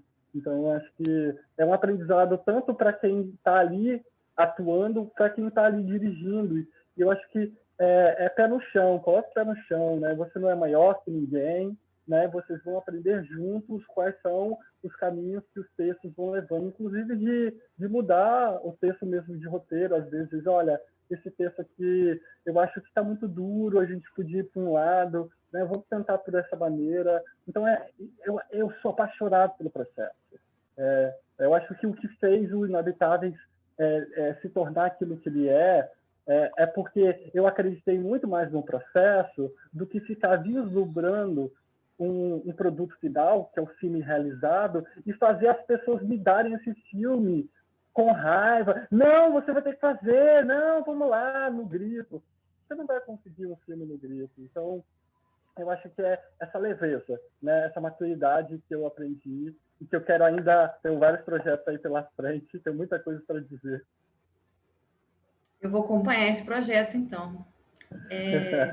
Antes da palavra para o Pedro, que ele foi chamado aí na pergunta do Anderson, eu vou lembrar que a gente vai encerrar depois disso, e para todo mundo já ir voltando para o computador ou para o celular, para a gente poder tirar a foto final. Já veio o recado ali, e aí, não sei se o Alex ou o Pedro que vai fazer isso, mas já peço para ficar posicionado aí também, por favor. Pode falar, Pedro, por favor. Anderson, você falou da cena do banheiro, é isso? Que a Luísa está... O foco de luz, na hora que eles vão para a cama, né? Na hora que eles... Do toque, né? Começa aquela... Acho que você está falando talvez sobre o outro filme que Cássia fez, porque ela fez um outro também, né? A Mulher que Sou, que tem uma cena também sobre isso, mas eu acho que tem uma cena parecida também. Não sei, estou certo? Não, é a cena do banheiro mesmo. Ela está sozinha, não? Ela está sozinha, eu acho que... Tá sozinha, eu voltei para saber se ela estava sozinha ou não, depois disse, ela está sozinha. Ela está sozinha. Está sozinha, eu voltei para confirmar. Mas... Ela é muito boa, que atriz.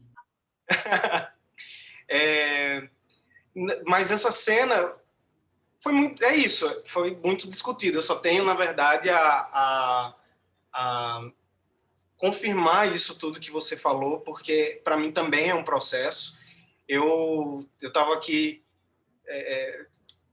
assim, bem feliz que você falou isso, sobre essa coisa do processo, sobre o que falamos hoje aqui sobre preparação de elenco, porque eu acho que eu, que sou da faculdade de comunicação, eu simplesmente ignorava a coisa do processo, a coisa do ensaio, porque a gente não sabia disso, né? A coisa do elenco, a coisa do texto, a coisa do roteiro, e eu acho que eu dei, assim, o teatro me abriu uma possibilidade que foi pensar isso, não, mas o mais importante que a gente tem no final das contas, assim, pelo menos no processo de vai melhorar, não posso dizer de uma forma generalizada, mas foi investir em atuação e roteiro, assim, porque inclusive é o que a gente tem quando a gente não tem dinheiro, né?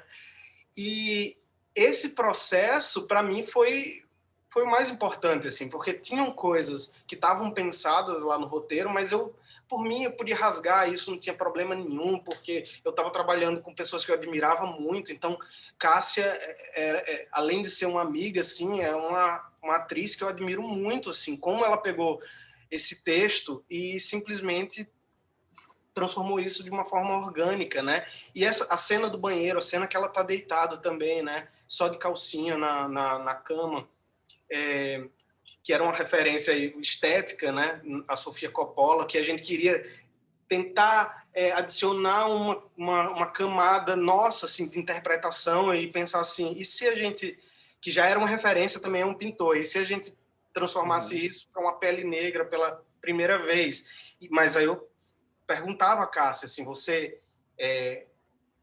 quer fazer essa cena? Você acha que essa cena adiciona? Você acha que essa cena do banheiro também fala alguma coisa? E eu acho que esse momento ali com Elsa tocando, né, que foi incrível, assim, também, que foi outro processo, que a própria Cássia, ela escolheu a música, a gente foi atrás, deu tudo certo. Foi isso, surgiu na sala de ensaio, assim. E aí a fotografia, como eu acho que tem que ser, que eu acho que foi um aprendizado do filme, ela tem que ser super pensada, concordo com você no sentido de não vamos fazer nenhum plano gratuito, mas ela tem que servir a isso, né? Tem que servir a esse elenco que está ali, enfim, que é a carne e osso daquilo. E aí foi Talvez isso. eu não consiga me expressar direito, Pedro. O que eu queria te perguntar é justamente isso, essa narrativa pontual, com esses focos que vão aparecendo ao longo do seu filme, e de como que essa iluminação com essas trilhas, elas vão construindo uma atmosfera que depois deságua num sentimento muito puro, muito forte, sabe? Que, obviamente, assim, a gente consegue, a gente trabalhar na mesa de montagem, né, pegar uma atriz que ela está fazendo um bom papel e deixar ainda melhor, né? Mas do seu filme, me parece que a coisa já estava arranjada, sabe? Já estava muito bem desenhado, assim. É engraçado que essa cena, na verdade, isso foi até uma proposta do montador, de Aristeu, porque ela estava em outro momento, assim, do filme, mas a escolha da música, porque, enfim, a gente foi pensando em várias, a gente achou que teve uma mudança, assim, de clima, né? Teve uma mudança de atmosfera e que a gente achou que o melhor momento era aquilo ali, porque ela, enfim, existia uma transformação para uma outra coisa, mas a gente achava que a transformação dela, de falar com a filha, de falar com a mãe, e daquele momento dela sozinha pela primeira vez, porque a todo momento ela está sendo oprimida, né, assim, por alguém, por alguma coisa, e aquele momento do banheiro era o momento dela com ela, e de, enfim, e de construir aquilo. E aí eu acho que a interpretação que Cássia entrega faz com que a gente fale assim, não, isso aqui precisa estar num outro lugar do filme, assim, porque é isso, ela trouxe uma proposta que foi muito mais potente. Não sei se eu te respondi. Legal. Olha só, nesse momento, no debate presencial, eu falaria assim, a conversa está muito boa e a gente vai continuar no bar depois da próxima sessão. Vou falar isso em 2021. Mas agora temos também todo o ambiente virtual aí, para quem quiser continuar conversando, pode aí trocar os contatos, e a gente vai encerrar agora para não ficar, porque a gente está quase batendo 2 horas, para não ficar maçante para todo mundo. E eu convido todo mundo que está aqui também a voltar no debate de amanhã e contribuir com perguntas sobre os filmes de amanhã, porque tá vendo quando rende é legal para caramba, assim, a gente não vê nem a hora passar, mas ela passa. Então eu vou encerrar por aqui. E o Alex, por favor, o Alex ou o Pedro, eu não sei quem está tirando as fotos, se manifeste aí para a gente poder se posicionar, por favor. Eu posso fazer aqui. Todo mundo, quem pudesse ter que estar com a câmera desligada, puder ligar para a gente fazer uma foto. É um registro desse momento aí, galera. Espera aí, um minutinho.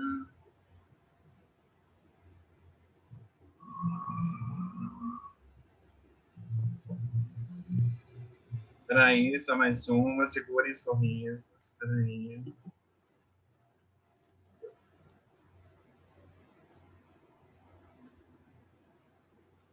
Alguém tá querendo entrar. A Beth tá querendo entrar. Espera aí. Ai, deixa a Beth entrar para ela aparecer também. Cadê você, Beth? Liga a câmera, Beth.